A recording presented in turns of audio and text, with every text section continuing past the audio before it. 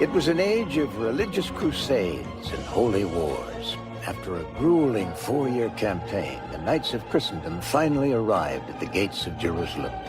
During the furious battle for the Holy City, a Flemish knight, Charles le Valiant, had a life-changing epiphany.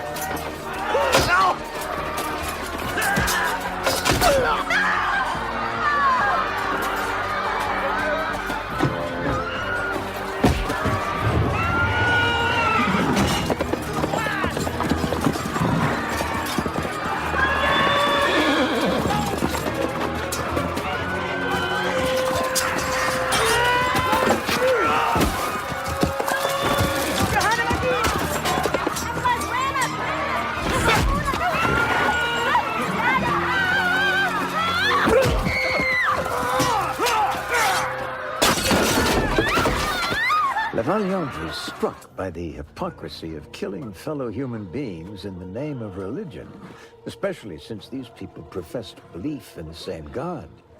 The Fazar, Le Valiant's written account of his experiences in the Holy Land, tells us he wandered the streets of conquered Jerusalem for days after that bloody battle, until he found the entrance of a cave that ran beneath the length of the Holy City.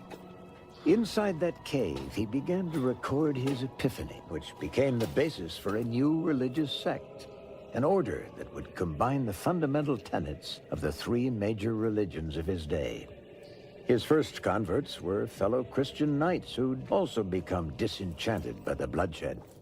The force of his convictions even won over a number of Muslims and Jews, former enemies, who now became willing converts to the new faith.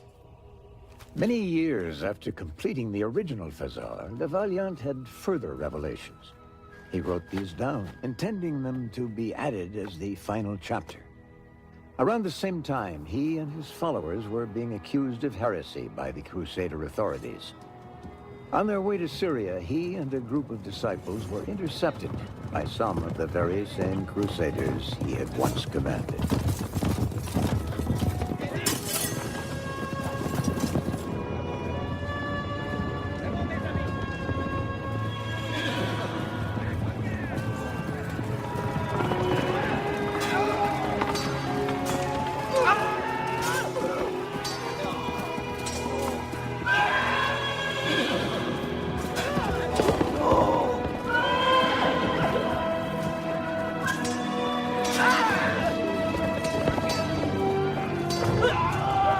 During the battle that followed, Le Valiant died a martyr's death.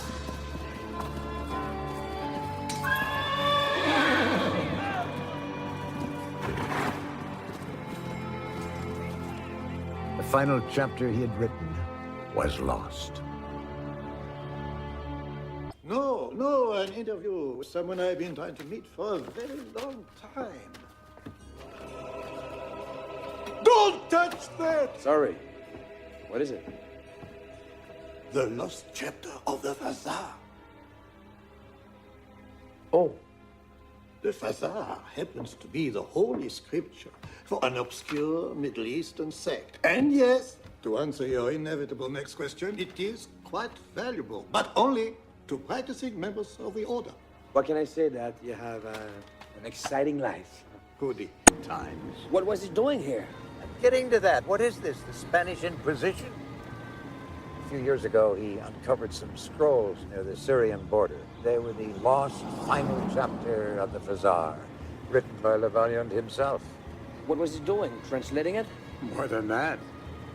He was writing a history of the sect, an unauthorized history. He's been emailing me his chapters, having me lock them up in a safe deposit box here. Why a safe deposit box in Israel? Because he trusted me. Here's the key. You ought to have it anyway.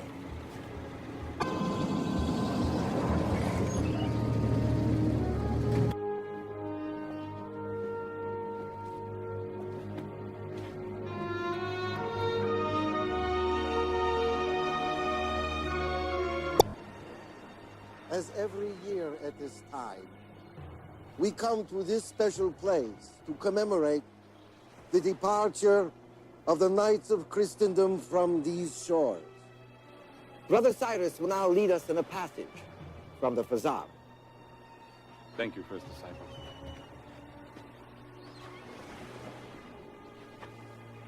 As was prophesied in the Book of Tribulations, we await the return of the army of God, who shall rise like a tide against a sea of those who do not believe.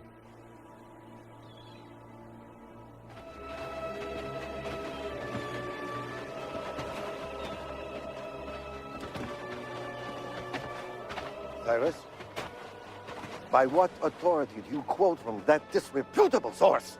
The second disciple, you of all our brothers should know better! I beg your forgiveness. It was an unpardonable error. Vaillant himself once followed a false path toward God. We must choose our words carefully. Wars have started for less. I will ask for forgiveness at evening vespers.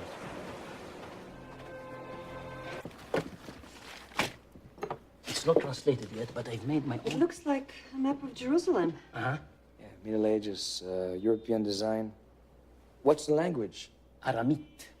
It was the language of Palestinian Christians at the time of the Crusades. Okay, now, see these lines here and here?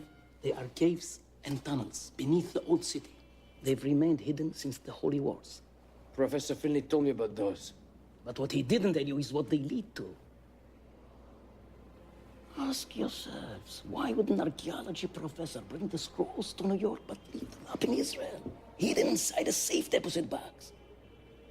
Because the map leads to something even more valuable.